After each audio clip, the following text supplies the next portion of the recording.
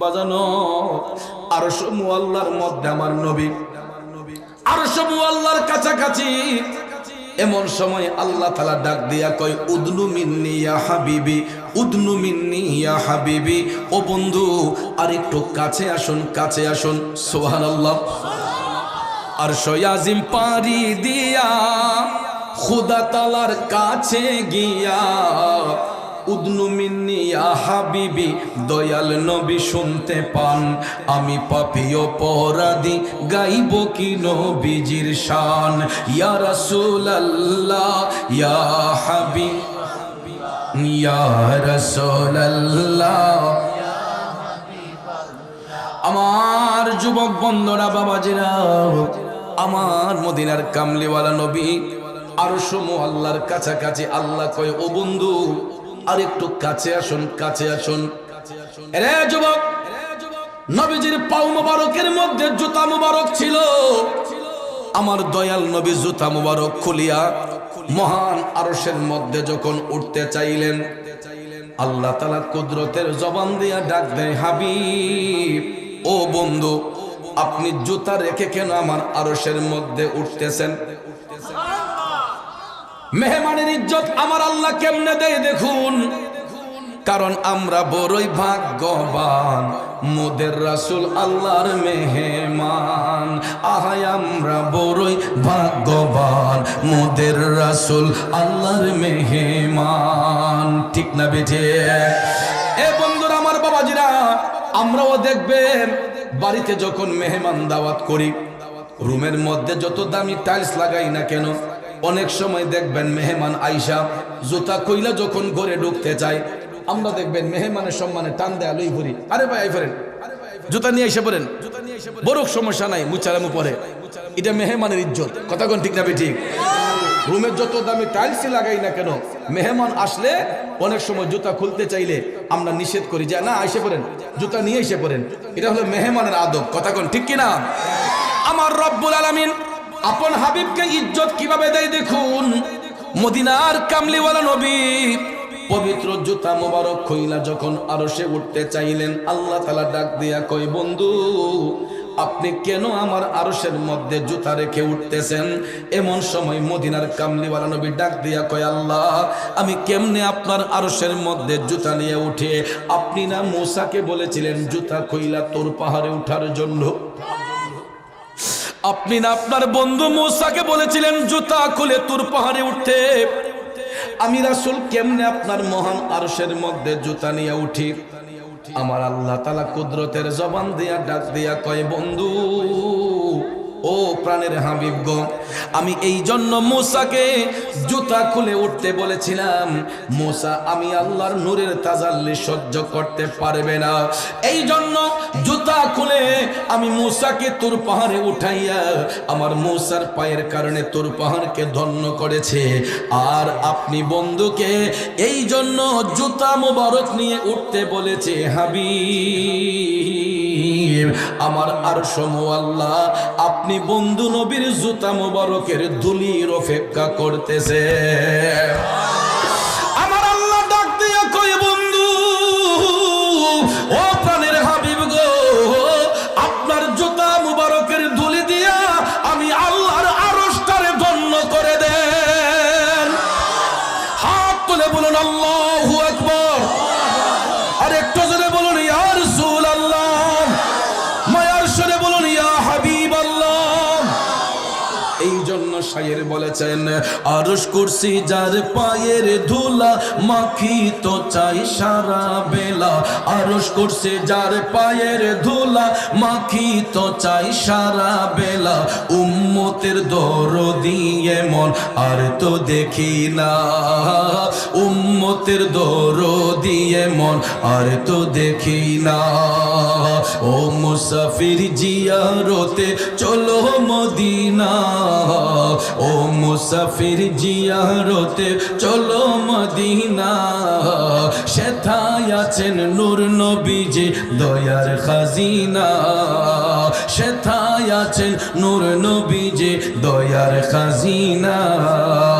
নবী আমার আছেন যে তাই জান্নাতের বাগান তো সে তাই। ঠিক কিনা?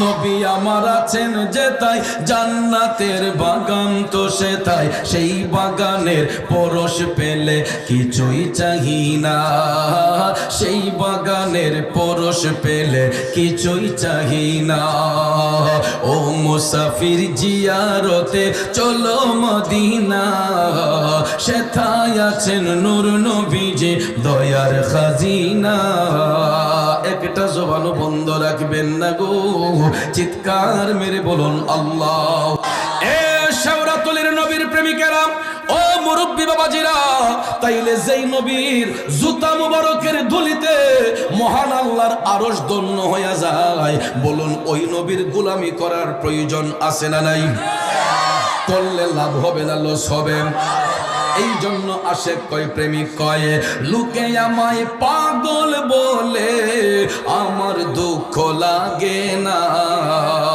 আমাকে পাগল করেছে আরবের ওই মদিনা আমাকে পাগল করেছে আরবের ওই মদিনা ঠিক না বেঠিক আব্বাজির আমার আশেক যদি হয় আমার নবীর কদমেই পরে থাকতে চাই আমার দেশের অনেক ছেলেরা সৌদি আরবে যায় আরব দেশে অনেকগুলা স্টেট আছে কিন্তু এর মধ্যে সবচাইতে দামি স্টেট হলো মদিনাতুল মুনাওয়ারা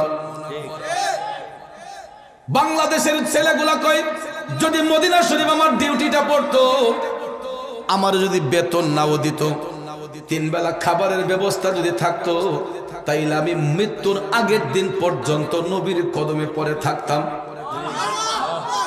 শুধু ওরা কেন দেখবেন আমাদের দেশে যায় হাজী সাহেবরা যখন মক্কা শরীফ মদিনা শরীফ যায় বাংলাদেশে আসার পরে যদি হাজী সাহেবরে ডাক দিয়া কই হাজী সাহেব বলেন তো মদিনা শরীফটা কেমন ওই হাজী সাহেব দেখবেন চোখের পানিগুলা তখন টল টল করে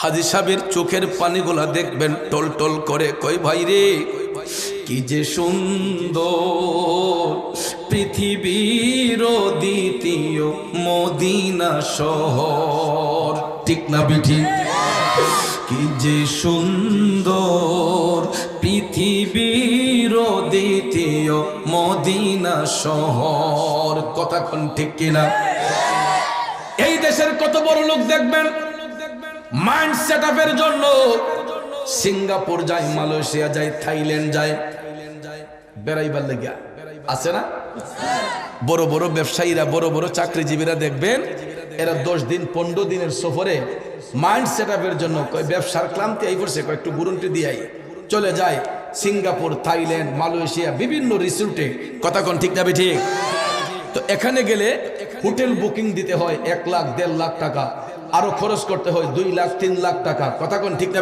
ঠিক মাইন্ড সেটআপের জন্য থাইল্যান্ড যায় সিঙ্গাপুর যায় লন্ডন যায় আমেরিকা যায় টার্কি যায় বন্ধুরা আমার বাবাজিরা আমার কিন্তু ওই পাগলগুলা বুঝে না যদি আমার নবীর রওজা শরীফে জিয়ারত করতে যায় তার মাইন্ডও সেটআপ হবে তার ঈমানটাও মজবুত হবে আকীদাটাও সুন্দর হবে ঠিক না বেঠে এই জন্য আশেক কয় প্রেমিক কয় লন্ডন প্যারিস ওয়াশিংটন বার্লিন যেতে চাই না হংকং বেজিং টোকিও সিঙ্গাপুরও চাই না মন আমার যেতে চায় এই দুনিয়ার মন সহবার যেতে চায় এই দুনিয়ার একটি জায়গায় সেই জায়গাটার নাম হলো সোনার মদিনা সেই জায়গাটার নাম হলো সোনার কথা কোন ঠিক কিনা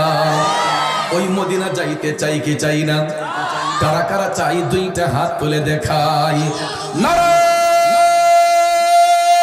তাকবীর এই আওয়াজে বোঝা গেছে যে মনে হয় পুরুষ থেকে মহিলা বেশি তাইলে আপনারা আরেকটু মহব্বতে আওয়াজ দিয়ে প্রমাণ করতে হবে যে না নবীর বাগানে রেসালতের সৈনিকরা আছে ঠিক না বেঠে নারায়ে তাকবীর নারায়ে রিসালাত আহলে সুন্নাত ওয়াল জামাত সুন্নি মহাসম্মেলন তো জিন্দাবাদ কইছেন না জিংলাবাস কইছেন তো হগলটা জোরে কইলেন, ওহন যে দজবঙ্গটা আওয়াজ দিলেন, আমার তে লাগছে এখন দজবঙ্গ লোক আছে।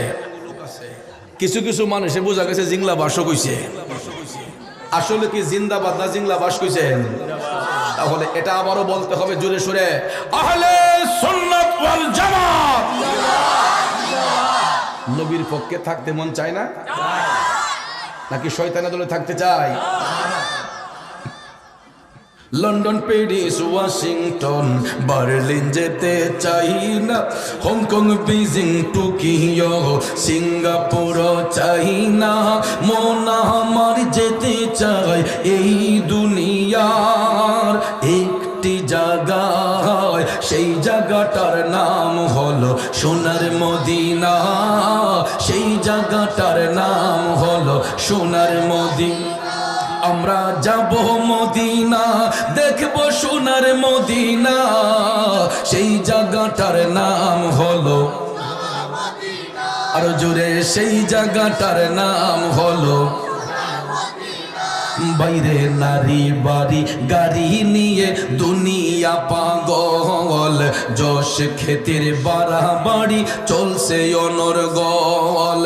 নারী বাড়ি যশ খেতের নাই রে কামনা, নবীর জিয়ারতে যাব মনের বাসনা, সেই বাসনা পূর্ণ হবে দেখলে মদিনা, সেই বাসনা পূর্ণ হবে দেখলে মদিনা।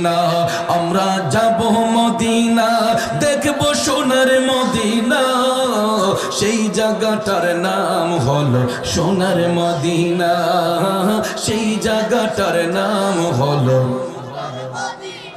কষ্ট হচ্ছে আমার বাবাজিরাম, তাইলে বলুন ওই নবীর গোলামি করতে চাই কে চাই না? আমার শেওরাতলের বাবাজিরা, যেই নবীর জুতা মুবারকের ধুলিতে আমার আল্লাহর আরশ ধন্য হয়ে যায়, ওই নবীর গোলামি করলে লাভ হবে না লস হবে? সাহাবায়ে কেরাম ওই নবীর গোলামি কইরা তারা জান্নাতের টিকিট অর্জন করেছেন। যেমন বেলায়েতের সম্রাট, যার কাছ থেকে বেলায়েতের আগমন হয়, শের খুদা হযরতে মাওলানা আলী রাদিয়াল্লাহু তাআলা আনহু, আমার নবীজির গোলামি কইরা তিনি জান্নাতের টিকিট প্রাপ্ত হয়েছেন। আমার রাসূল বলেছেন, আনা মাদিনাতুল ইলমি ওয়া আলিমুন বাবুহা, আমি রাসূল হচ্ছে জ্ঞানের শহর, ওই শহরের দরজা হলো আমার আলী। প্রশ্ন হলো রাসূল কেন এটা বললেন? কারণ হযরতে মাওলানা আলী হচ্ছেন বেলায়েতের মূল, ঠিক না বেঠিক? যার কাছ থেকে বেলায়েতের আগমন হয়। যদি আল্লাহর বন্ধু হতে চাও তাহলে অবশ্যই মাওলানা আলীর ভালোবাসা অন্তরে গীতে নাও। হযরত মাওলানা আলী তিনি এমন একজন নবীর প্রেমিক ছিলেন যার জন্ম হয়েছে বাইতুল্লাহ শরীফের ভিতরে। হযরত আলীর জন্ম হয়েছে কাবা শরীফের ভিতরে। কেমন মায়ের কেমন সন্তান! ওই মা যখন বাইতুল্লাহ শরীফ তাওয়াফ করতেছেন, আমার ভাইয়েরা, হঠাৎ করে দেখা যায় প্রসব ব্যথা উঠে গেছে। এখন বাচ্চা খালাসি হবে কেমনে? আল্লাহ রাব্বুল আলামিন আদেশ জারি করে দিলেন, সঙ্গে সঙ্গে ওনাকে বাইতুল্লাহ শরীফের ভিতরে নেওয়া হলো। কাবা শরীফের ভিতরে পৃথিবীতে একজন ব্যক্তির জন্ম হয়েছিল, উনি হচ্ছেন শের খুদা হযরতে মাওলানা আলী রাদিয়াল্লাহু তাআলা আনহু। এবং একজন মায়ের সন্তান প্রসবের সময়, যেই মায়ের লজ্জাস্থান দিয়ে বাচ্চা প্রসবের সময় কোনো রক্ত প্রবাহমান হয় নাই, বাইতুল্লাহ শরীফের ভিতরে এক ফোঁটা রক্ত মুবারক পড়ে নাই, উনি হচ্ছেন মাওলানা আলীর মা। সন্তান প্রসবের সময় একটু ব্যথাও অনুভব করে নাই, এক ফোঁটা রক্ত বাইতুল্লাহ শরীফের ভিতরে লাগে নাই। তিনি হলেন আমার নবীর প্রিয় সাহাবী, যিনি হচ্ছেন জান্নাতের টিকিট প্রাপ্ত সাহাবী, শেরে খুদা হযরতে মাওলানা আলী রাদিয়াল্লাহু তাআলা আনহু। আমরা তো মুখে মুখে নবীকে ভালোবাসি বলি, কিন্তু সাহাবায়ে কেরাম তাদের জীবন দিয়ে আমার নবীরে ভালোবাসতেন।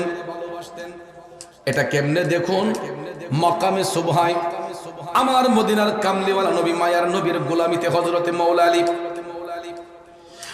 আলী আমার নবীর গোলামি করতেছেন। মাকামে সুবহার মধ্যে আমার দয়াল নবী যোহরের নামাজ আদায় করলেন, হযরত আলী নবীজির পিছনে ইক্তেদা করলেন। আমার রাসূল এক এক সময় এক এক ভাবে উম্মতের ঈমান পরীক্ষা করতেন। সুবহানাল্লাহ কোন সুবহানাল্লাহ। আমরাও দেখবেন, বাবা তোমরা কথা বলো না, ডিস্টার্ব হয়। একটু দরুদ শরীফ পড়েন, আল্লাহুম্মা সাল্লি, এই তোমরা কথা বলবো না,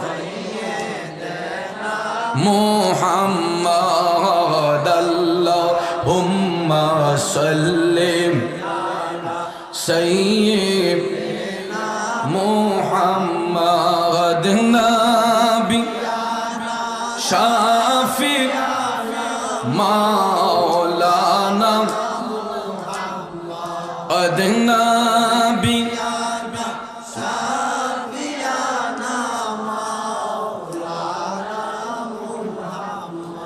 আমার যুবক বন্ধুরা একটু মনোযোগ, লম্বা চোরা কথা বলে মনোযোগ নষ্ট করব না।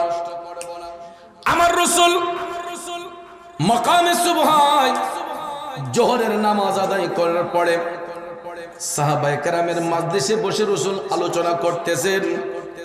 হঠাৎ করে আমার রাসূল হযরত আলীকে ডাক দিলেন, আলী তুমি একটা কাজে যেতে হবে। মাওলা আলী নবীজির কদম মোবারকে দাঁড়ানো, ইয়া রাসূলুল্লাহ আপনি যা হুকুম করবেন। তখন আমার রাসূল একটা কাজ দিয়ে হযরত আলীকে বললেন, যাও তুমি তাড়াতাড়ি করে কাজটা সেরে আসো, তাড়াতাড়ি করে তুমি কাজটা সেরে আসো। বন্ধুরা আমার, সঙ্গে সঙ্গে হযরত আলী নবীর গোলামি করার জন্য, নবীর আদেশ পালন করার জন্য তিনি বের হয়ে গেলেন। হযরত আলী ভাবতেছেন যে রাসূল যেহেতু তাড়াতাড়ি আসতে বলেছেন, তা আমি যাইব আর আসবো, আসরের নামাজটা আমার নবীজির ইমামতিতে এসে পড়বো। সুবহানাল্লাহ কোন জোহরের নামাজ পড়েছেন নবীজির সাথে। হযরত আলী ভাবলেন যে আমি আসরের নামাজটাও নবীজির সাথে এসে আদায় করব। এই নিয়তে তিনি কাজটা দ্রুত গতিতে করার জন্য তিনি বের হয়ে গেলেন। রাসূল আদেশ দিলেন, এটা দেরি করেন নাই, মাওলা আলী চলে গেলেন। যাইয়া যখন তিনি নবীজির আদেশ পালন করলেন, কাজটা শেষ করে তিনি যখন আবার নবীজির দিকে প্রত্যাবর্তন করলেন, দেখা যায় হযরত আলী আসতে আসতেই আকাশের সূর্যটা পশ্চিম আকাশে হেলে গেল। একটু পরে দেখা যায় আসরের ওয়াক্ত হয়ে গেছে। মুয়াজ্জিন সাহেব আসরের ধ্বনি দিয়ে বলতেছেন যে তিনি আল্লাহু আকবার, আল্লাহু আকবার। আসরের আজান হয়ে গেল। মাওলা আলী চিন্তা করতেছেন আরো যেইটুকু রাস্তা বাকি, যাইতে যাইতে তো নামাজ শেষ হয়ে যাবে, কি করব কি করব। তারপরে তিনি পেরেশানি করতেছেন আমার নবীজির সঙ্গে গিয়ে আসরের নামাজটা আদায় করবেন। এ বন্ধু, হযরত আলী আসতে আসতে দেখা যায় নামাজের ওয়াক্ত যখন হয়ে গেছে, আমার দয়াল নবী মাওলানা আলী আসার আগেই দয়াল নবী আমার আসরের নামাজ আদায় করে ফেললেন। সুবহানাল্লাহ কোন ওয়াক্ত মোতাবেক নামাজ আদায় আমার রাসূল করে ফেললেন, টাইম মতো নামাজ পড়ে ফেলেছেন। এখন হযরত আলী একটু দ্রুত গতিতে আসলেন। আসার পরে তিনি দেখতেছেন যে নবীজির নামাজ শেষ। এখন হযরত আলী কি নামাজ পড়ছেন? উনি তো নামাজ পড়েন নাই, আসরের নামাজ পড়েন নাই। ভেবেছিলেন আমার নবীর ইমামতিতে পড়বেন, কিন্তু দয়াল নবী মাওলা আলী আসার আগে আসরের নামাজ যখন শেষ করে ফেললেন, দয়াল নবী মাওলা আলী আসার সঙ্গে সঙ্গে হযরতে আলীর কোলের মধ্যে আমার রাসূল মাওলা আলীর কোলের মধ্যে নবীজির মাথা মোবারক রেখে একটু আরাম করতেছেন। আরো জোরে কোন সুবহানাল্লাহ। আমার নবী চোখ মোবারক বন্ধ করলেন, চোখ মোবারক বন্ধ করে হযরতে মাওলা আলীর কোলের মধ্যে রাসূল একটু আরাম করতেছেন। হযরত আলী কি নামাজ পড়ছেন? নবীজি আরাম করতেছেন। মাওলা আলী চিন্তা করলেন আসরের সময় তো আর বেশি সময় থাকে না, মাগরিব সন্নিকটে থাকে। তিনি দেখতেছেন সূর্যটা প্রায় পশ্চিম আকাশের দিকে হেলে যাচ্ছে। মাওলা আলী চিন্তা করলেন কি করব, আমি নবীজিকে জাগাইবো নাকি নামাজটা পড়ব। তিনি সিদ্ধান্ত নিতে পারতেছেন না কি করবেন, যে নামাজ পড়ব নাকি নবীজির আরাম নষ্ট করব। আপনারা বলেন ওই মুহূর্তে হযরত আলীর কাছে নামাজটা বড় নাকি নবীর আরামটা বড়? বুঝা কইছেন তো বাবাজিরা আমার, যদি প্রশ্ন করি কেন নবীর আরাম বড়, প্রশ্ন যদি করি কেন নবীর আরাম বড়, তাইলে উত্তরটা দিবেন কেমনে? উত্তরটা দিবেন এইভাবে সহজে।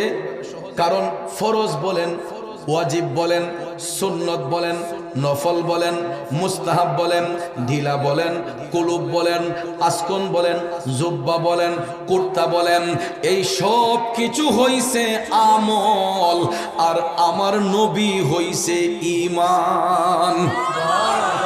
এখন আপনারা কোন ঈমান বড় না আমল বড়? ঈমান বড় না আমল বড়? আমল যদি কম হয়, আমলের কারণে আল্লাহ জাহান্নামে ঠেলে দিবে না। এ শেওরাতলির বাবাজিরা মনোযোগ, আমল যদি কম হয়, আমলের কারণে আল্লাহ বান্দাকে জাহান্নামে দিবে না, হয়তো তাকে শাস্তি প্রদান করবে। কেননা আল্লাহ বলেছেন লা তাকনাতু মির রাহমাতিল্লাহ, বান্দা আমার রহমত থেকে নিরাশ হইবে না। তুই আমল যদি কম করস, আমি আল্লাহর কাছে যখন চোখের পানি চাইরা কান্দা দেস, তখন আমি আল্লাহর মায়া হইয়া যায়, দয়া হইয়া যায়। এই জন্য দেখবেন আমরা পাপীরা মিলিয়া, আমরা গুনাহগাররা মিলিয়া আমার আল্লাহরে প্রায় সময় বিনয় কইরা কই, করিম রহিম নামটি তোমার, আল্লাহু কাদের গুনি আমি পাপী ডইবা যাইতাম নি। ও মৌলাজি তোমার রহিম নামটি থাকিতে আমি পাপী ডুইবা যাইতাম নি। এইরকম ভাবে বিনয় কইরা বান্দা যখন চোখের পানি চাইরা ঢেকরাইয়া ঢেকরাইয়া কান্দে, আমল যদি কম হয়, আল্লাহ কই চিন্তা করিস না, আমি না রহমান, আমি না রাহিম, আমি না গাফফার, তোদের চোখের পানি তো আমি আল্লাহ সহ্য করি না। তখন বান্দারে ক্ষমা কইরা দেয়। কিন্তু ঈমান যদি না থাকে, সারাদিন আমার আল্লাহর দরবারে কান্দেন গো। আমার আল্লাহ কয় বেঈমানের কোন স্থান আমি আল্লাহর কাছে নাই। কথা কোন ঠিক কিনা? এই জন্য বাজান আপনারা বলেন নবী আগে নাকি নামাজ আগে? নবী আগে না নামাজ আগে? তাইলে আগে নবীর তাজিম, পরে হইল নামাজ, ঠিক কিনা? আগে নবীর তাজিম, পরে হইল নামাজ। ওই নামাজের অভাব নাই। দেখবেন কারবালার ময়দানে এই 10ই মুহররমের দিনে, আশুরার দিনে আমার নবীর কলিজার টুকরা নাতি ইমাম হুসাইন পুরাটা শরীর যখন রক্তাক্ত গো, পুরাটা শরীর যখন রক্তাক্ত, ক্ষত বিক্ষত, প্রায় 72টা তীরের আঘাত, 34টা বল্লমের আঘাত, 41টা তরবারির আঘাত ইমাম হুসাইনের দেহ মুবারকের মধ্যে, পুরাটা শরীরের রক্ত মুবারক ঝরে গেল। হুসাইন ঘোড়ার উপর টিকে থাকতে পারলেন না। মহান আশুরার দিনে 10ই মুহররমে হুসাইন কারবালার ময়দানে যখন শুয়ে গেলেন, এই পাপিষ্ট সীমার এবং ইবনে জিয়াদ ইমাম হুসাইনের বুক মুবারকের মধ্যে আইসা বসছে। হঠাৎ করে দেখা যায় আসরের আজান শোনা যায়, আল্লাহু আকবার, আল্লাহু আকবার। আমার ভাইরা, আসরের আজান যখন শোনা হলো, হুসাইনের শরীর মুবারক দিয়া রক্ত মুবারক জড়তেছে। ইমাম হুসাইন কয়ারেস, বেকুবের দলেরা, এ জাহেলের দলেরা, আজানের ধ্বনিটা হচ্ছে, আমার একটু আসরের নামাজটা পড়ার সুযোগ দে। হুসাইন আসরের নামাজ পড়ার একটু সুযোগ চাইলেন। ওই জালেমের দলেরা কয় না হুসাইন, তোমার দেহ থেকে কেলনা আলাদা করে আমরা গিয়া আসরের নামাজ পড়ব। নাউজুবিল্লাহ কর। তাইলে এজিদের গোষ্ঠীরাও নামাজি, ইমাম হুসাইনও নামাজি। নামাজি নামাজি ব্যবধান আসেনি? আমাদের দেশে দেখবেন এই রকম মুনাফিক মার্কা নামাজির অভাব নাই, ঠিক না বেঠে? এইগুলার দেখবেন অভাব নাই। উপরে দা ভালো মানুষ, ভিতরে দা দেখবেন খালি শয়তানি। সামান্য একটা উদাহরণ দিয়ে বলি। আমার ভাই আমার দাওয়াত করছে, আমার মুসল্লি, আমার মসজিদের নিয়মিত মুসল্লি, ভাইয়ের নাম লেগে না, আবুল ভাই, আবুল মিয়া ভাই আমারে আজকে দাওয়াত করে আনছে। এই জন্য আমি ভাইয়ের সম্মানে আমি আজকে এখানে আসছি। তা আপনারা কি খুশি আমি আসাতে? তো যেই কথাটা বলতেছিলাম, এই সমস্ত কিছু কিছু লেবেন্ডিস মার্কা মানুষ দেখবেন উফরে দা বালা বিত্তে দা শয়তানি আছে না। সকালবেলা দেখবেন গাইডা দোয়াইছে, দেশি গাইডা, এরপরে দুধটা একটু গণনি, তো ভাবছে তো আর তো গোয়াল গরু বিত্তে তো আর কেউ দেখতো না, তারা দুইজন ছাড়া। তো গাই দোয়াই আসাই না, দুধটা যখন গণ হইছে দেখবেন এটার মাঝে আদাসের পানি মিশাই লিছে, আসেনি মিয়া? এরপরে দেখবেন হজি রুমালটা মাথা দিয়া সাবদরটা গুমটা দিয়া বালতিলা লইয়া বাজারে যাইতেছে, সুবহানাল্লাহ আলহামদুলিল্লাহ, আসেনি আসেনি? হ্যাঁ, কল্লাটা নয়া নয়া দেখবেন শীতের মাঝে কুরকুরে বাজারে যাইতেছে দুধ লইয়া ব্যস্ত, মুখের মধ্যে আল্লাহর জিকির আর অন্তরে শয়তানি, আছে না নাই? দুধ আল্লাহর নিয়ামত, ইরার মাঝে ফানি মিশাইয়া করছে কিয়ামত, না মিশা কইলাম? এ বন্ধুরা আমার, বাবাজিরা, শুধু এইটা কেন দেখবেন, শুধু এটা নয়, নামাজ পড়তেছে সুদের ব্যবসা করে, নামাজ পড়তেছে ঘুষের ব্যবসা করে, নামাজ পড়তেছে হারাম খাইতেছে, নামাজ পড়তেছে মারে কষ্ট দিতেছে, নামাজ পড়তেছে আরেক বেড়ের ক্ষেতের লাল কাইটটা ভিতরে ঢুকাইতেছে। এমন নামাজি আছে না? এরাও নামাজি, হুসাইনও নামাজি। নামাজি নামাজির মধ্যে পার্থক্যটা হলো, ইমাম হুসাইন নামাজ পড়ছেন নবীর মোহব্বত অন্তরে নিয়ে, আর এজিদের গোষ্ঠীরা নামাজ পড়ছে এজিদকে খুশি করার জন্য, এজিদের মোহব্বত নিয়া। কথা কোন ঠিক কিনা? এই জন্য বাজার নামাজ শুধু পড়লেই হবে না, নামাজের মতো নামাজ পড়তে হবে। এই জন্য কবি বলেছেন, নামাজ পড়ো রে গহীনে ডুবিয়া, নামাজ পড়ো, নামাজ পড়ো রে গহীনে ডুবিয়া, নামাজ পড়ো, পঞ্চয়াত্তা মুক্তা দিয়া জ্ঞানী মন সাজাইও রে গহীনে ডুবিয়া, নামাজ পড়ো, নামাজ পড়ো রে গহীনে ডুবিয়া, নামাজ পড়ো। ঠিক কিনা কর বন্ধু? জ্ঞানী গুণী লোক যারা আছেন এই কথাটার ভাবার্থটা ভালো করে বুঝবেন।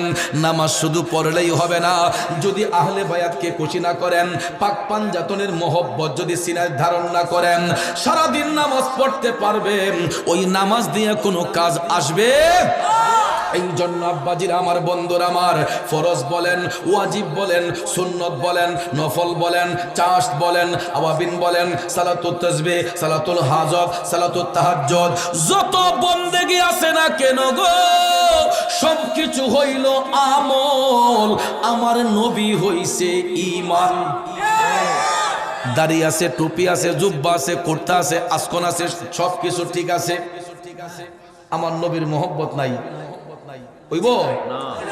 আলা লা ঈমান লিমান লা মুহাব্বাতা লাহু, যার অন্তরে ঈমান নাই, নবীর ভালোবাসা নাই, তার কোনো ঈমানদার নাই। কথা কোন ঠিক না বেঠিক? সে কখনো ঈমানদার হইতে পারেও। এই জন্য বাবাজিরা আমার, মাওলা আলী, সাহাবায়ে কেরাম কেমনে আমার নবীরে তাজিম করতেন, আর আমরা কেমনে করি বাজানো? হযরতে মাওলা আলী তিনি আমার রসুলকে কুলের মধ্যে নিয়ে বসে রইলেন, নবীজি আরাম করতেছেন। হযরত আলী চিন্তা করলেন, নামাজ পাইলাম নবীর কারণে, রোজা পাইলাম নবীর কারণে, হজ পাইলাম নবীর কারণে, যাকাতের বিধান পাইলাম নবীর কারণে, আমি আলী সম্মানিত হইলাম নবীর কারণে। আমার কাছে নামাজের চাইতে আমার নবীর আরামটাই সব চাইতে দামি। নবীর মোহব্বত যার অন্তরে থাকে, ওই ব্যক্তির নামাজ কি কাজা হইতে পারে না।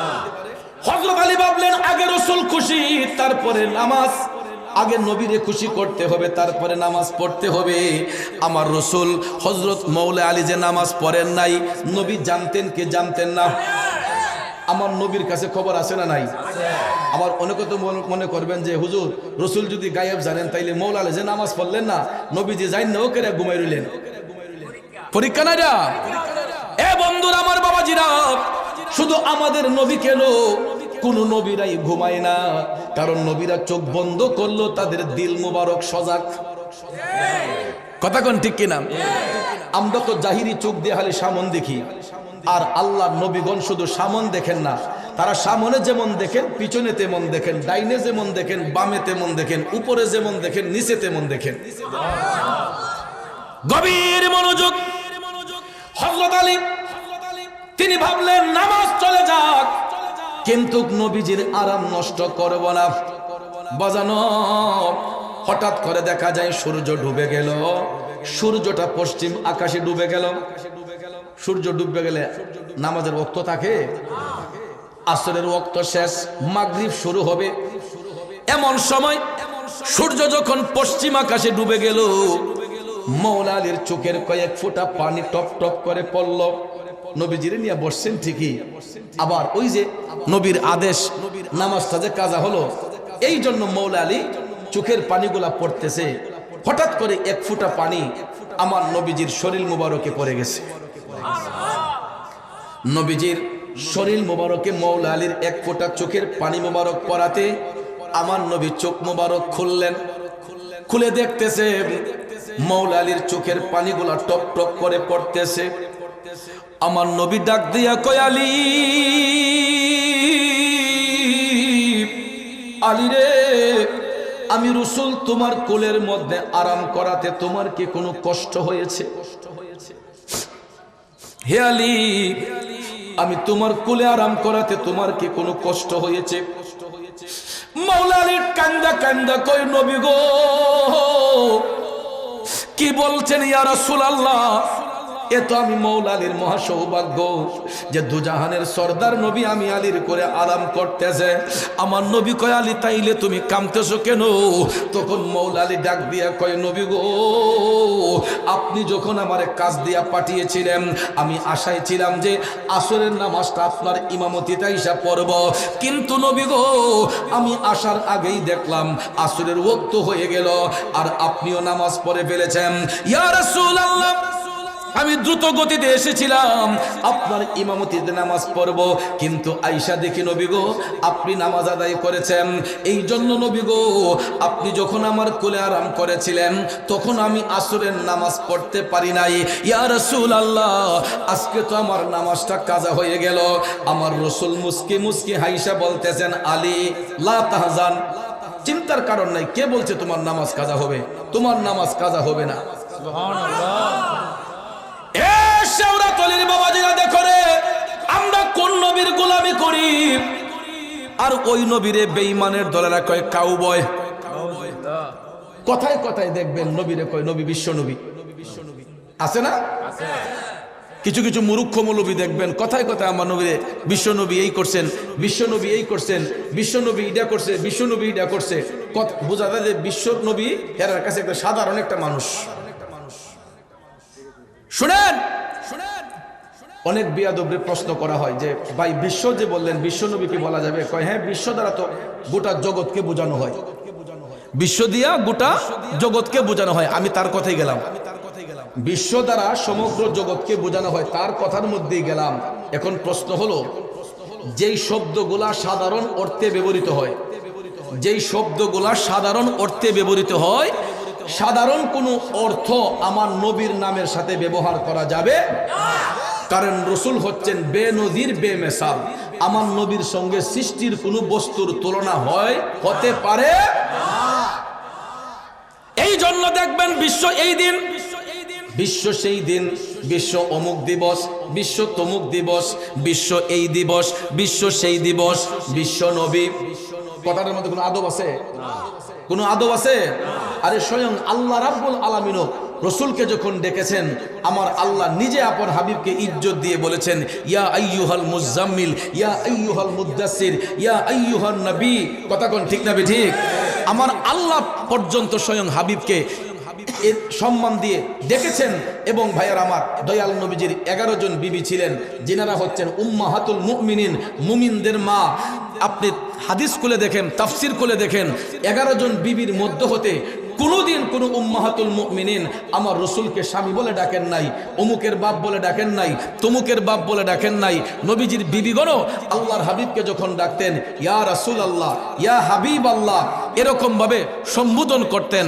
আর আমাদের দেশের মধ্যে কিছু কিছু টুন্না মৌলবী আছে, এরা দেখবেন কথায় কথায় আমার নবীর বিশ্বনবী এই করছে, বিশ্বনবী এই করছে। জনাবে মুহাম্মদুর রাসূলুল্লাহ কয়, জনাবে আমার নামের আগে জনাব, ভাইয়ের নামের আগে জনাব, আজকের এখানে অনেক অতিথিদের নামের আগে জনাব, আমার নবীর নামের আগে জনাব। এটা কি মানানসই হয়? এটা আদবের খেলাফ। এটা কিসের খেলাফ? আদবের খেলাফ। কারণ আদবে আউলিয়া বিআদবে শয়তান। যার মধ্যে আদব নাই তার মধ্যে কিছু নাই, যার মধ্যে আদব নাই তার মধ্যে কিছু নাই। এই জন্য বন্ধুরা আমার, সাহাবায়ে কেরাম সব সময় তারা আমার নবীজির গোলামিতে মাশগুল থাকতেন গো। সব সময় তারা দয়াল নবীর প্রেমে মাশগুল হইয়া তারা জীবন অতিবাহিত করতেন। বলতেছিলাম কি আমার বাবাজিরা, হযরতে আলী ভাবলেন, তিনি বলতেছেন নবী গো, নামাজ পাইলাম, রোজা পাইলাম, তাসবিহ পাইলাম, হজ পাইলাম, যাকাত পাইলাম, সব কিছু পাইলাম, আপনি নবীর পাইলে ডুবে যাওয়া সূর্য আবার উঠতে পারে। এই বিশ্বাস আসেনি? তো যারা আমাদের মতো রসুলকে মানুষ কয়, যারা বলে যে তিনি তো সংসার জীবন আমরার মতোই করছেন, তো ওই সমস্ত ভাইদেরকে আমি বলবো, এরা তো সূর্য রে মামা ডাহে, আমরা তো মামা ডাকছি সূর্য মামা। সূর্য রে মামা না ডেকে একটু আব্বা ডেকে কর না, যে বা সারা জীবন তোমারে মামা ডাকছি, এখন বাপ তুমি আমার বাপ লাগো, সূর্য বাবা তুমি একটু উঠো। উঠবো নি? আমি আপনি যদি সূর্যরে মামা না কাহা ডেকে আব্বা ডেকে যদি কই যে তুমি আমার বাপ লাগো, একটু তুমি ডুববে যাও বা একটু উঠতে যাও, সূর্য নড়বো নি? বাবাজিরা আমার, বন্ধুরা আমার, আমি আপনি মানুষ, এই জন্য মানুষ হিসেবে চন্দ্র সূর্য আমাদের কমান্ড মানে না। আর আমার রসুল নুরুন আলা নূর, চন্দ্র সূর্য আমার নবীর কমান্ড মানতে বাধ্য। ঠিক না ঠিক? চন্দ্র সূর্য আমার নবীর কমান্ড মানতে বাধ্য। কিন্তু আমরা তো দেখতে যেমন মানুষ, আমরা নিশ্চয়ই মানুষ। আমরা সূর্যের সাথে বাহাদুরি করতে পারি না। দিনের আকাশে সূর্য উদিত না হলে আমরা দিনের আলো দেখতে পাই না, রাতের আকাশে চন্দ্র উদিত না হলে আমরা চাঁদের আলো দেখতে পাই না। এই জন্য ভাইয়ের আমার, আমরা চন্দ্র সূর্যের সাথে বাহাদুরি করছি। চন্দ্র সূর্য কেন? এই বাতিটার লোকে বাহাদুরি নাই আমাদের। কারণ এই যে বাতি ছাড়া প্যান্ডেলটা আলোকিত না অন্ধকার। এই ডাইনামা যদি চলে যায়, প্যান্ডেলের কোনো মূল্য আছে? কথা কোন আছে? প্যান্ডেলের কোনো মূল্য নাই। তাহলে এই প্যান্ডেলকে আলোকিত করার জন্য আমাদের কি প্রধান সৌভাগ্য হিসাবে আসছে নাকি? ঠিক করে নারে তাকবীর, নারে রিসালাত, নারে রিসালাত। পীরে কামিল আলহাজ হযরত মাওলানা সৈয়দ আবু মুসা সিদ্দিকী পিসা হুজুরের আগমন, পিসাব কেবলার আগমন, শুভেচ্ছার স্বাগতম। কিতারে বেড়াই তোরা সেট নাই রে শুনলো কিতা কই বললাম আমি? আরেকটা যদি তাকবীর দেন, নারায়ে তাকবীর, নারায়ে রিসালাত, পিসাব হুজুরের আগমন, টিগরের পিসাব হুজুরের আগমন, শুভেচ্ছার স্বাগত। আমরা সকলে বলি মারহাবা, মারহাবা।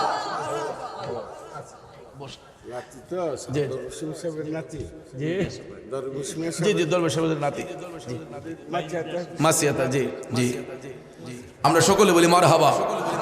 বাবাজিরা আমার, টিগর দরবার শরীফ এটাও আওলাদ রসুলের দরবার। আবার এই ব্রাহ্মণবাড়িয়া প্রাচীনতম দরবার শরীফ মাসিয়াতা দরবার শরীফ, এটা আমার নানার বাড়ি। আমার নানা হুজুর আওলাদ রসুল শাহ সৈয়দ আবু নাসির ওয়াহিদুদ্দিন দরবেশ রহমতুল্লাহ আলাইহি।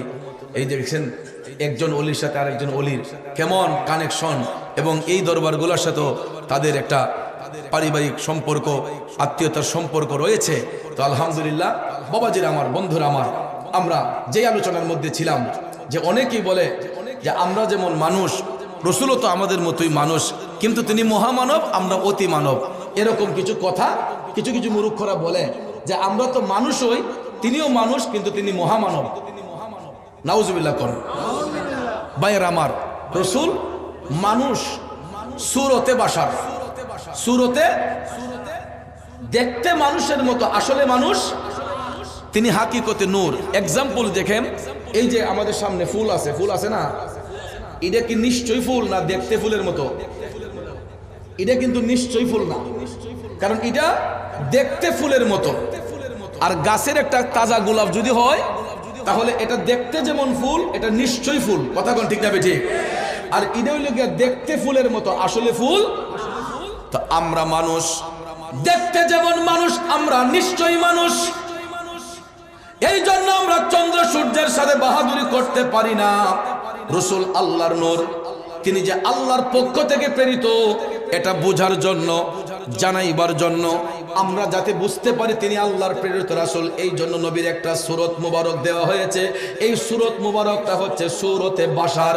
মূলত মানুষ, হাকিকতে তিনি আল্লাহর নূর। মূলত, দেখতেও নাই, মূলত রসুল কিন্তু নিশ্চয়ই না, তিনি মূলত মানুষ, আসলে মানুষ তিনি হাকিকতে আল্লাহর নূর। সুবহানাল্লাহ কোন।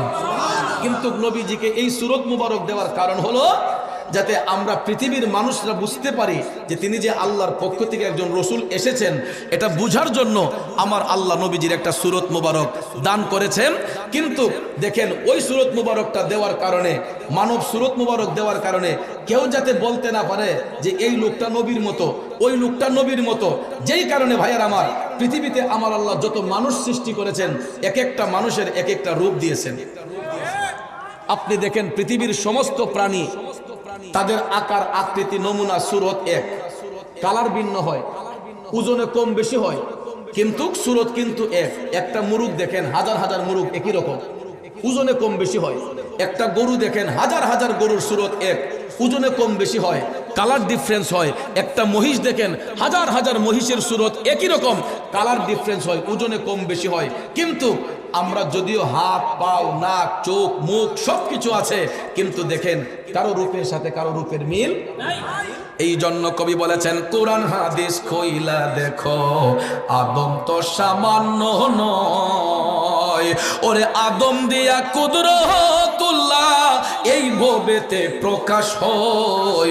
কোরআন হাদিস কইলা দেখো ভাই আদম তো সামান্য নয়, আদম রে করিল পয়দা দুস্তি করতে আপে খুদা, লইতে এশকেরি ফায়দা মোর খলিফা আদম হয়। কোরআন হাদিস কইলা দেখো ভাই আদম তো সামান্য নয়। এ বন্ধু একটু মনোযোগ দিয়ে কথাগুলা বোঝার চেষ্টা করবেন। একজন বাবার ঔরসে 3টা 4টা 5টা 10টা সন্তান ভূমিষ্ঠ হয়। লক্ষ্য করে দেখবেন যেই স্বামী এবং স্ত্রী একই বিছানায় একই বালিশে শয়ন করে, অথচ দেখা যায় ওই স্বামী স্ত্রী মিলন করার পরে একজন স্ত্রীর গর্ভ থেকে 3টা 4টা 5টা 10টা সন্তান ভূমিষ্ঠ হয়। ভূমিষ্ঠ হওয়ার পরে দেখবেন বাবার চেহারার সঙ্গে একটা সন্তানের চেহারার মিল নাই, মায়ের চেহারার সঙ্গে স্বামীর চেহারার মিল নাই, মায়ের চেহারার সঙ্গে একটা সন্তানের মিল নাই। ইভেন এই যে ছামিয়ানার নিচে আমরা যতগুলা মানুষ বসলাম, বলুন তো কারো রূপের সাথে কারো রূপের মিল আছে? পীরে কামেল আলহাজ হযরত মাওলানা সৈয়দ আবু মুসা সিদ্দিকী পীর সাহেব হুজুরের চেহারার দিকে তাকাইয়া দেখেন, আমার আল্লাহ এই ব্যক্তিটারে যেই সুরত দিয়া বানাইছে, সারাটা পৃথিবী ঘুরে দেখেন তো এই সুরতের আরেকজন আবু মুসা সিদ্দিকী পীর সাহেব হুজুর পাইবেননি। আমি মুরাদ চৌধুরীর চেহারার দিকে তাকান, সারাটা পৃথিবী ঘুরে দেখেন তো এই চেহারার হুবহু আর একটা মুরাদ চৌধুরী পাইবেননি। আমার ভাইজানের চেহারার দিকে তাকান তো এই চেহারার আরেকটা লোক পাইবেননি। শুধু আমরা কেন প্রত্যেকটা মানুষের চেহারার দিকে তাকান, আমরা তো মুখ দিয়ে কইলাই যে এই সাধারণ মানুষ, এটা একটা সাধারণ মানুষ, আর এটা পাগল মানুষ, কিন্তু আমরা মুখে বলি সাধারণ। পৃথিবীর কোনো সাধারণ মানুষ নয়, পৃথিবীর প্রত্যেকটা মানুষ, এক একটা মানুষ অসাধারণ। কারণ এক একটা মানুষকে আল্লাহ এক একটা রূপ দিয়ে বানাইছে, তাইলে তারা সাধারণ কবে কেমনে? সে তো অসাধারণ, সে এক অসাধারণ মানুষ। এই জন্য কবি বলেছেন, এমন সাধ্য কার আছে ভাই এই ঘড়ি তৈয়ার করে, এই ঘড়ি তৈয়ার করে ভাই লুকাই গড়ির ভিতরে, ভাই লুকাই গড়ির ভিতরে। ওরে 3 কাটা 12 জুয়েলে মিনিট কাটা হইল দিলে, এ নয়নে ডুবলে পরে দেখতে পাবে চোখের সামনে। মন আমার দেহ গড়ি সন্ধান করি বানাই আছে কোন মিস্তুরি, মন আমার দেহ গড়ি। ঠিক না বে ঠিক? আরে মাটির একটা কিস বানায়া মিশিন দিছে তার ভিতর, রং বেরঙের বার্নিশ করা, দেখতে গড়ি কি সুন্দর ভাই, দেখতে গড়ি কি সুন্দর। ঠিক কিনা? বিজ্ঞানীরা রোবট বানানো শুরু করছে, রোবট বানানো শুরু করছে। দেখবেন মানুষের আকৃতি দিয়া দেখলে মনে হয় যে অবিকল একটা মানুষ। এই রোবট বানিয়ে দেখবেন এটার পিছনে বৈদ্যুতিক তার ফিটিং কইরা চার্জিং এর মাধ্যমে এই রোবটে গিয়া একটা নির্দিষ্ট লাইন দিয়া চলে গিয়া মানুষে গিয়া কয় আসসালামু আলাইকুম। ঠিক না বেটি? চার্জ যখন ফুরাইয়া যায় তখন রোবটের আর পাওয়ার নাই। এই রোবট যদিও মানুষে বানায়, এটা চলতে হয় আরেকজনের সাহায্যে। কথা কোন ঠিক না বেটি? কিন্তু আমার আল্লাহ কেমন কারিগর, কেমন ফিনিশিং দিয়া, কেমন আস্তর দিয়া, কেমন ফিনিশিং দিয়া, কত সুন্দর গঠন দিয়া একটা মানুষ সৃষ্টি কইরা এমন একটা চাবি মারছে গো, জনম জনম ওই চাবি দেওয়ার কারণে একটা আদম চলতেছে। চলতে গিয়া কোনো তেল লাগে না, মোবিল লাগে না, কোনো পেট্রোল লাগে না, ডিজেল লাগে না, হাওয়ার উপর চলে গাড়ি, লাগে না পেট্রোল ডিজেল, মানুষ একটা 2 চাকার সাইকেল। কথা কোন ঠিক না বেঠে? দেখেন ভাইয়ের আমার, আল্লাহ তাআলা কেমন শক্তি আমাদেরকে দিয়েছে। আমরা চাইলে সামনে যাইতে পারি, পিছনে যাইতে পারি, ডাইনে যাইতে পারি, বামে যাইতে পারি, কিন্তু মানুষের তৈয়ারকৃত একটা রোবট ইচ্ছে করলেই ডাইনে যাইতে পারে না, বামে যাইতে পারে না, সামনে যাইতে পারে না, পিছনে যাইতে পারে না। এটা আরেকজনের সাহায্যে নির্দিষ্ট একটা লাইন দিয়া, রেলগাড়ি যেরকম নির্দিষ্ট একটা লাইন দিয়া চলে, ওই রোবটগুলোও নির্দিষ্ট লাইন ছাড়া চলতে পারে না। কথা কোন ঠিক কিনা? তারপরে দেখবেন এক একটা রোবট কিনতে গেলে 10 লাখ, 20 লাখ, 25 লাখ, 30 লাখ, 50 লাখ, 1 কোটি টাকা লাগে। আমার প্রশ্ন হলো, মানুষের তৈরিকৃত একটা রোবট কিনতে যদি 1 লাখ, 2 লাখ, 20 লাখ, 50 লাখ, 1 কোটি টাকা লাগে, তাইলে আল্লাহর তৈয়ারকৃত, আল্লাহর সৃষ্টি মানুষের মূল্য কত হইতে পারে? চিন্তা করে দেখেন। আমরা আছি গীবত লইয়া, আমরা আছি নবীরে নিয়ে মারামারি করতেছি, কিন্তু ওই নবীরে আল্লাহ সুরতে বাসার রূপ দেওয়ার কারণে মানুষের রূপেরই আল্লাহ পরিবর্তন করে দিয়েছে। এক একটা মানুষের এক একটা রূপ আল্লাহ দান করছে। আমার আল্লাহ এটাই বুঝাইলো যে আমি আল্লাহ চাইলে এক একটা মানুষকে এক একটা রূপ দিতে পারি। আল্লাহ কয় আমারে দেখতে হলে আসমানে তাকাতে হবে না, জমিনে তাকাতে হবে না, আমার আদমের দিকে তাকাইলেই তোমরা বুঝবা আমি আল্লাহ কি। ঠিক না বেঠে? কারণ পৃথিবীতে যত বিলিয়ন মানুষ তত বিলিয়ন রূপ, পৃথিবীতে যত বিলিয়ন মানুষ তত বিলিয়ন রূপ। এ বন্ধু, এই জন্য দেখেন আল্লাহরে যেমন আমরা চর্ম চোখ দিয়া দেখি না, এমন আমরা চর্ম চোখ দিয়া আমাদের নিজেদের রূপটারেও দেখি না। আপনি দেখেন, দেখবেন না, অথচ মানুষের দেহ নিয়ে আমরা গবেষণা করি না। কষ্ট হইতেছে আপনাদের? মানুষের এই দেহের 3টা ভাগ। কয়টা ভাগ? ওইটা ওই ফিসা বুজুরা এই তালিমগুলোই খানকার মধ্যে বৈশা বৈশা দেয় মানুষদেরকে। আগে দেহ চিনায়, আগে নিজকে নিজে চিনতে হবে। মানুষের এই দেহের 3টা ভাগ, একটা হলো ফানাফিল্লাহ, একটা ফানাফির রসুল, আর একটা ফানাফির শায়েখ। দেহের ভাগ কয়টা? 3টা। ফানাফিল্লাহ, ফানাফির রসুল, ফানাফির শায়েখ। দেখবেন আগে আমরা গাইতাম, তখন মনে করতাম আরে এটা কিতা গাই রে, ওই আমার 3 কাষ্টেরই নৌকা খানি, দয়াল জোড়ায় জোড়ায় উঠে পানি। ওহন এটা শুনলে তো মানুষ আরে বাপরে গাইছে রে। 3 কাষ্টের নৌকা দ্বারা কবি কি বুঝাইলেন বলেন তো? এই 3 কাষ্টের নৌকা দিয়া কবি নিজের দেহটারে, মানুষের দেহটারে বুঝাইছে। কার দেহটারে? দেহের 3 ভাগ, ফানাফিল্লাহ, ফানাফির রসুল, ফানাফির শায়েখ। শুনেন, খালের পানি হিসলে কমন যায়, ডুবার পানি হিসলে কমানো যায়, বিলের পানি হিসলে কমানো যায়, কিন্তু এই চোখের পানি হিসবেন কি দিয়া? সমাজের মানুষ 3 প্রেমে কান্দে, আল্লাহর প্রেমে কান্দে, নবীর প্রেমে কান্দে, শায়েখের প্রেমে কান্দে, জগতের প্রেমে কান্দে। ঠিক না ঠিক? এই জন্য কবি বলেছেন আমার 3 কাষ্টেরই নৌকা খানি, দয়াল জোড়ায় জোড়ায় উঠে পানি, আমি কি দিয়া সেচিব নৌকার পানি রে, তুই সে আমার মন। ও বন্ধু, এই দেহটার 3টা ভাগ, ফানাফিল্লাহ, ফানাফির রসুল, ফানাফির শায়েখ। বেশি বলবো না, এগুলা হচ্ছে খুব গভীরের আলোচনা। শুধু ফানাফিল্লার কথাটা একটু বলে যাই। এই মানুষের রূপের মধ্যে ফানাফিল্লার অংশে আমার মৌলার 7টি সেফাত আছে। কয়টা? সেফাত মানে গুণ, এটা আরবি শব্দ যার অর্থ গুণ। মানুষের রূপের মধ্যে 7টা অঙ্গ আছে। এটা আমাদের রূপের দেহের অংশ, অথচ আমরা চোখ দিয়ে দেখি না। আসুন অঙ্গগুলা কোনটা? 7টার একটা হলো মাথার তালু, আর একটা হলো 2 গালে হলো একটা, জবান হলো একটা, থুতি হলো একটা। এই 7টা অঙ্গের কোনো একটা অঙ্গ মানুষ আয়নাবিহীন দেখতে পারে না, অথচ এটা আমাদের দেহের মধ্যে বিরাজমান। এখন প্র্যাকটিক্যালে দেখেন, উপরে চাইলে আসমান দেখা যায়, দেখেন তো নিজের চোখ দিয়ে নিজের মাথার তালুটা দেখা যায়? চোখের উপরে কপাল, আপনি উপরে চাইলে সবকিছু দেখবেন, আপনার কপালটা নিজ চোখ দিয়ে দেখতে পারেন? ডান চোখ দিয়ে বাম চোখটা দেখা যায়, বাম চোখ দিয়ে ডান চোখটা দেখা যায়। এখন আসুন নিচে যাই, চোখের নিচে নাক, আপনি দেখেন তো সোজা নয়নে নিজের নাকটা দেখা যায়নি? তাকাইতে গেল চোখ বাঁকা হয়ে যায়, তেগরা হয়ে যায়। সোজা চোখে নিজের নাকটা দেখা যায় না। চোখের নিচে তুলতুলে 2টা গাল, আপনি দেখেন তো নিজের গালটা দেখা যায়নি?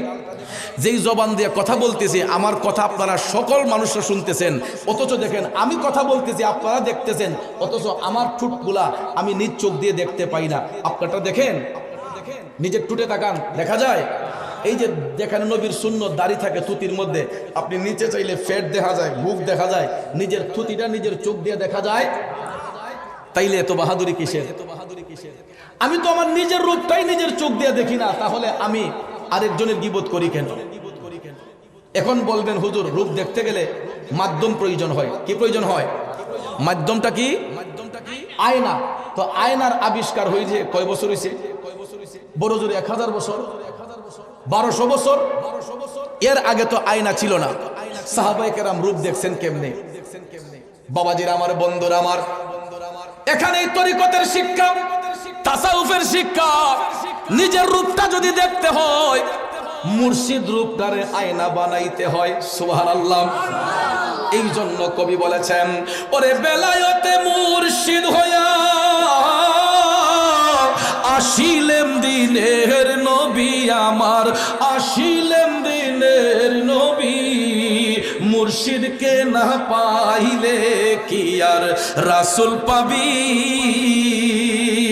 মুর্শিদকে না পাইলে কি আর রাসূল পাবি? ঠিক না বেঠিক? আব্বাজি, আয়না যদি আমি ভাঙ্গা দেই, রূপটা দেখবো কেমনে?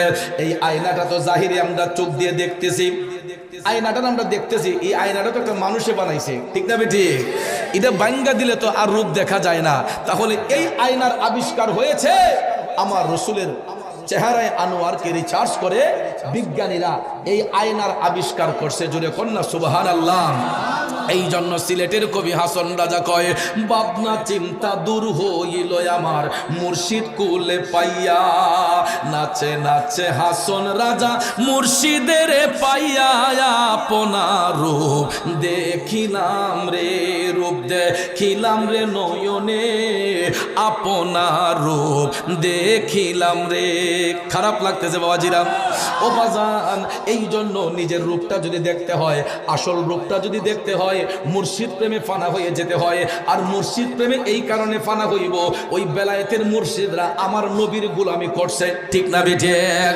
কারণ বেলায়েত অর্জন তারাই করছে যারা মৌলা আলীকে ভালোবাসছে, যারা মৌলা আলীর গোলামি করছে। কারণ মৌলা আলী গোলামি করছেন আমার নবীজির। রসুল ডাক দিয়ে বললেন, আলী অসুবিধা নাই, তোমার নামাজ কাজা হবে না। এই বলে হযরত আলী অবাক হয়ে গেলেন, এটা কেমনে? তখন আমার রসুল আঙ্গুল মুবারক ইশারা করে ডুবে যাওয়া সূর্যের দিকে রসুল ডাক দিলেন, এ ডুবে যাওয়া সূর্য, তুমি যেখানেই অস্তমিত হয়েছো, আমি রসুল তোমাকে আদেশ করলাম, যেখানে আসলে আসরের ওয়াক্ত শুরু হয়, আল্লাহর হুকুমে তুমি সেই জায়গার মধ্যে চলে আসো। আসবনি? নবীজির আঙ্গুলের ইশারায় ডুবে যাওয়া সূর্য আবার উদয় হইয়া যায়। সুবহানাল্লাহ। হযরত আলীর নামাজ তখন কাজা হলো না, যার প্রেমেতে পাগল আমরা তিনি মদিনা, যার প্রেমেতে পাগল আমরা তিনি মদিনা। ঠিক না বেঠে? বাবাজির আমার, ওই নবীর গোলামি করাতে ডুবে যাওয়া সূর্য উদয় হয়ে গেল, আসরের ওয়াক্ত যেরকম শুরু হয় এরকম হয়ে গেছে। রসুল ডাক দিলেন, আলী আর দেরি করো না, নামাজ পড়ো। হযরত আলী নামাজ পড়ার সাথে সাথে আমার দয়াল নবী আবার বললেন, এই সূর্য যাও তোমার আসল জায়গায় চলে যাও। নবীজি ইশারা করার সঙ্গে সঙ্গে আবার সূর্য ডুবে গেছে। মাগরিবের আজান হলো। আমার নবী ইমামতির মুসল্লায়, সমস্ত সাহাবায়ে কেরাম নবীর পিছনে ইক্তেদা। এটাই হলো ইশকে মুস্তাফার প্রেম, হুব্বে মুস্তাফার প্রেম। যারা নবীর গোলামি করে, নবীর গোলামদের নামাজ কখনো কাজা হইতে পারে